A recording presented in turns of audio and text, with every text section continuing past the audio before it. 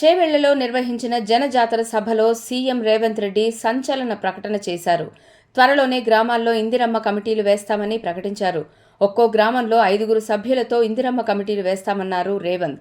ఇందిరమ్మ కమిటీల ద్వారానే సంక్షేమ పథకాలకు అర్హులను గుర్తించనున్నారు. ఇప్పటికే 10 జిల్లాలకు ఇన్ఛార్జ్ మంత్రులను నియమించామన్నారు రేవంత్ రెడ్డి. ఎమ్మెల్యేలు నియోజకవర్గంలోని ప్రతి గ్రామం నుంచి 5 సభ్యులను సెలెక్ట్ చేసి ఆ లిస్టుని ఇన్ఛార్జ్ మంత్రులకు ఇవ్వాలని రేవంత్ రెడ్డి సూచించారు. ఇకపై ఏ పథకమైనా ఇందిరమ్మ కమిటీల చేతుల మీదుగానే అమలు చేస్తామన్నారు. ఇందిరమ్మ కమిటీలో అన్ని సామాజిక వర్గాలకు ప్రాధాన్యమిస్తామని చెప్పారు రేవంత్ రెడ్డి. కాంగ్రెస్ ప్రభుత్వం ఏర్పాటులో కార్యకర్తల శ్రమ, రక్తం ఉందని వాళ్ల రుణం తీర్చుకుంటామన్నారు రేవంత్. ఎంపీలను గెలిపించడంతోనే తమ బాధ్యత తీరిపోదని, పార్టీ జెండా మోసిన వారికి న్యాయం చేస్తామని వెల్లడించారు. కాంగ్రెస్ అభయహస్తం హామీలను ఇంటింటికి కార్యకర్తలు తీసుకెళ్లాలని దిశానిర్దేశం చేశారు.